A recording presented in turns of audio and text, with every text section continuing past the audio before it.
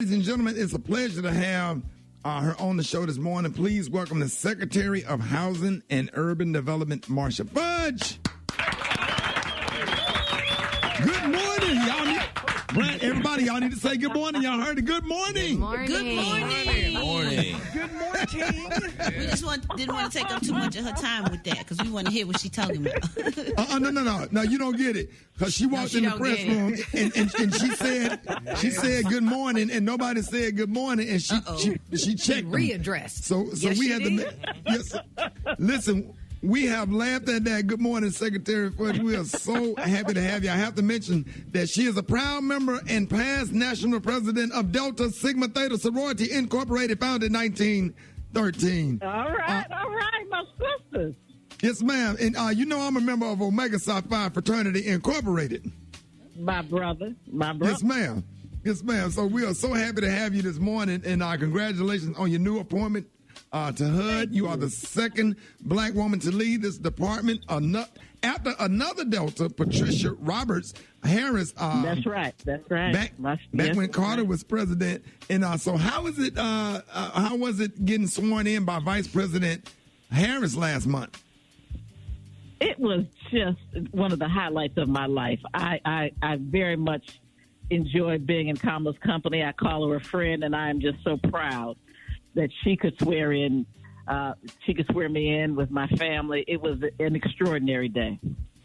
That's awesome. Wow. Well, now, last week, President Biden announced the American Job Plan. Can you break down what that means for the average American?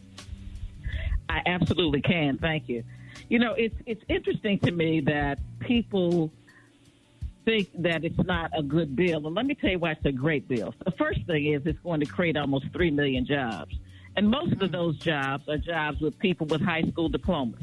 It is going to hit us our neighborhoods where we need the most help. It's going to give us broadband. Now, we know for a fact that so many of our young people have lost almost a year of schooling because they didn't have the proper access from their homes to do their schoolwork. It's going to do away with all lead paint and lead pipes so that our children are not poisoned by lead. Safe roads and bridges. We all know that our bridges are in total disrepair. We're going to build almost 2 million new homes. And we all know that homelessness and low-income and affordable housing are real issues in this country. Increase the ability of public transportation. Do something with the electric grid, which we know is a major problem. That's why they had all the problems in Texas and in Mississippi and these other places, because the grid went down because of bad weather. So the jobs plan is going to put $200 billion in housing alone, more than $600 billion in roads and bridges. It is a historic piece of legislation, and I just hope that people will support it. It's going to take care of daycare. You know, so many women have lost their jobs because of daycare. Right. Money for daycare, money to take care of our parents as they age. It's a great bill. Absolutely. Now, Secretary Fudge, you're in your new role at HUD. What is your vision for the future? My vision is that we will have a future where no one lives on the street, where people who live in public housing will be able to live in safe, decent places without lead and mold and rodents. A place where people can live with dignity and respect, and a place that will give them the opportunity to go further. Some place that will give them the kind of confidence they need because they will have a home. That's right. My job. Right. And now I know y'all have a real fight when it comes to the Senate or whatever. I really hope that y'all can pass this bill. If anybody needs more information, where can they go? There are 2 places they can go. The first place is go to HUD.gov, and they can find pretty much anything that they need there. The other thing is, we have in place now a program where we are working with the consumer finance people, so they can go to their website as well, which is consumerfinance.gov. Because we're going to hold landlords accountable.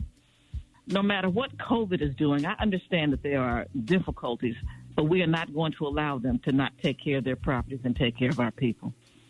Yeah, and I want to ask you just out of curiosity, Ms. Fudge, What was it like watching the Trump administration, your predecessor, and when you got ready to take this role?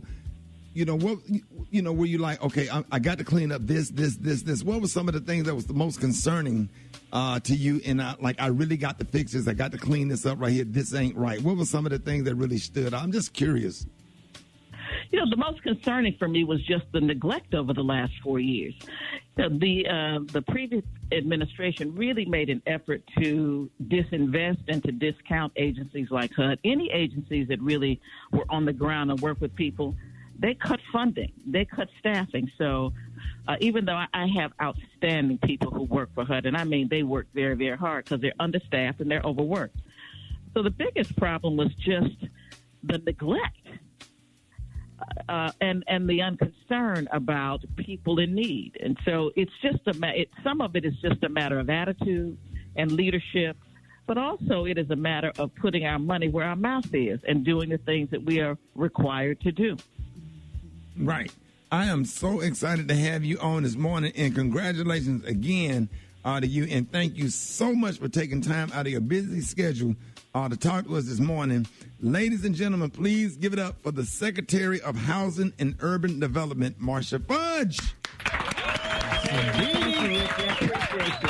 Yes, ma'am. Thank you for coming on. All right, y'all. More Rickey Smiley Morning Show coming up. You too.